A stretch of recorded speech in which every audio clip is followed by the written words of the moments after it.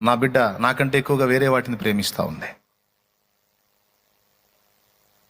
అసలు వాస్తవంగా తల్లిదండ్రిని సన్మానించి ప్రేమించమని చెప్పిన దేవుడు, బిడ్డల విషయంలో న్యాయం చేయమని చెప్పిన దేవుడు, వారిని ప్రేమించి ఆదరించమని చెప్పిన దేవుడు, వాళ్ళ విషయంలోనే మాట్లాడాడంటే ఇక మిగిలిన వాటి విషయంలో ఎంత డేంజర్గా ఉంటాడు ఊహించండి మీరు. తల్లిదండ్రిని ప్రేమించమని చెప్పిన దేవుడే నా విషయానికి వచ్చేటప్పటికి వాళ్ళని కూడా పక్కన పెట్టాలన్నాడు. బిడ్డల బాధ్యత నెరవేర్చాలి తల్లిదండ్రులారా అని చెప్పిన దేవుడు నా విషయానికి వచ్చేటప్పటికి అవసరమైతే వాళ్ళని కూడా పక్కన పెట్టాల్సి వచ్చింది. ఉన్న సెంటిమెంట్లు అన్నిటిలోనికి నంబర్ 1లో తల్లి సెంటిమెంట్, నంబర్ 2లో బిడ్డ సెంటిమెంట్ ఉంటుంది. అలాంటి సెంటిమెంట్లే పక్కన పెట్టమని చెప్పాడంటే ఇక మిగిలిన జఫా సెంటిమెంట్లు ఇక ఎంత తేలిగ్గా వదిలేయమన్నాడు ఆలోచించండి మీరు. పనికి మాలిన సెంటిమెంట్లు మిగిలిన దేని మీద నీకున్నా సరే దాన్ని ఎంత ఖాతరు చేయాలో, ఎంత బేఖాతరు చేయాలో, ఎంత దాన్ని తృణీకరించాలో నువ్వు ఆలోచించవా అని చెప్తున్నాడు. దేని మీద వ్యామోహం పెంచుకున్నావు, దేని మీద వాంఛ పెంచుకున్నావు, దేని మీద దృష్టి నిలిపావు? ఇప్పుడు నీ మనస్సాక్షిని అడుగు. అందరికంటే అన్నిటికంటే దేవుణ్ణే ఎక్కువగా ప్రేమిస్తున్నానా, లేకపోతే దేవుణ్ణి పక్కన పెట్టి మిగిలిన వాటిలో దేని మీదనైనా నా మనసు ఎక్కువ నిలుపుకుంటున్నానా? గుర్తుపెట్టుకో, మన దేవుడు ప్రేమ కలిగిన దేవుడు, నిన్ను ప్రేమిస్తున్నాడు. దేవుని కంటే నువ్వు ఎక్కువగా దేన్ని ప్రేమిస్తావో అది లేచిపోయిద్ది.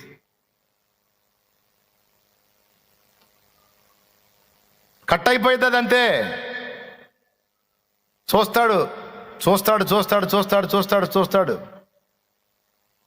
దిద్దుకునే ఛాన్స్లు ఏమైనా ఉన్నాయా లేవా? లేకపోతే విశ్వరూప దర్శనం, వాళ్ళ దర్శనం నీకు అందేటట్టు చేస్తాడు. దేవునికి స్తోత్రం కలుగునుగా. నువ్వు ఎవరిని ప్రేమిస్తున్నావో, ప్రాణమంతా ఎవరి మీద పెట్టుకొని లబలబలబలబలాడుతున్నావో వాళ్ళ విశ్వరూపం నీకు అందేటట్టు చేస్తాడు. అర్థమైందా? అప్పుడు దిమ్మ తిరిగి ఏం కనపడిద్ది? అప్పుడు కనపడిద్ది. దేవునికి స్తోత్రం కలుగునుగాక. అప్పుడు ఇట్లాంటి పాటలు పాడుకోవాల్సి వచ్చింది. కాటేసే లోకం కఠినమైన, కన్నీరు జోషైనా కరిగిపోనిది నిదురలోనా అని నువ్వు పాడుతుంటే ఆయన అంటాడు, ఎందుకు పోయ్యా, నిన్నెవడు పొమ్మన్నాడు అని ఆయన పాడతాడు. దేవునికి స్తోత్రం కలుగును గాక. చెప్పు గట్టిగా. అంత పిచ్చి ఎందుకు పెంచుకున్నామా అమ్మా, బాగైందా అంటాడు. ఎవరి మీద పెట్టుకున్నా సరే అయ్యిద్ది నీ పని. ఇక్కడ పాఠం ఏంటంటే నాకంటే ఎక్కువగా, అది తీసుకోవాల్సింది.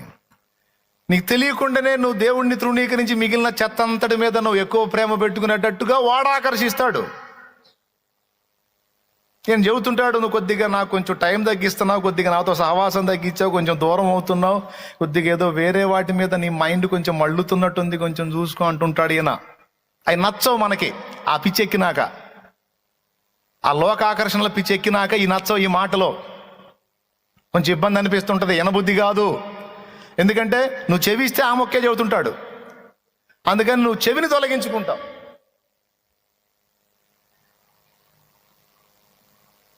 అప్పుడు ఆయన అంటాడు, ఆహా, నేను ఇచ్చే హెచ్చరికలు కూడా నీకంత ఇబ్బంది కలిగిస్తున్నట్టు ఉన్నాయిగా.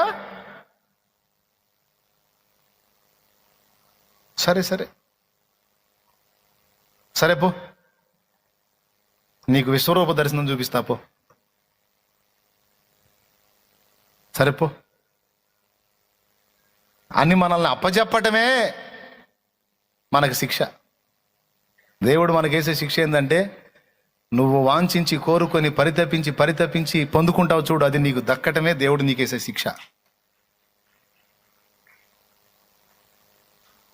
అర్థమై సర్దుకున్నారు కదా? రైట్.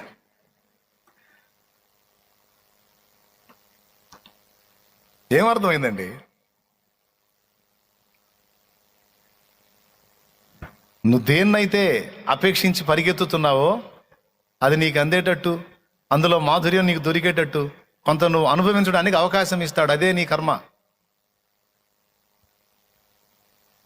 బాగా కనెక్ట్ అవనిచ్చి విశ్వరూప దర్శనం నీకు అందేటట్టు చేసినప్పుడు అప్పుడు నీకు తిరిగిపోతూ ఉంటుంది అనమాట. అది ఏ రూపంలోనైనా కావచ్చు. ఇప్పుడు నేను చెబుతుంటే కొంతమందికి అర్థమవుతుంటుంది, నాకు ఫలానప్పుడు కనపడ్డది అన్న విశ్వరూప దర్శనం అని. ఫలానా వాళ్ళ ద్వారా కనపడింది, ఫలానా వాళ్ళ ద్వారా కనపడింది, ఫలానా సన్నివేశంలో కనపడింది, ఫలానా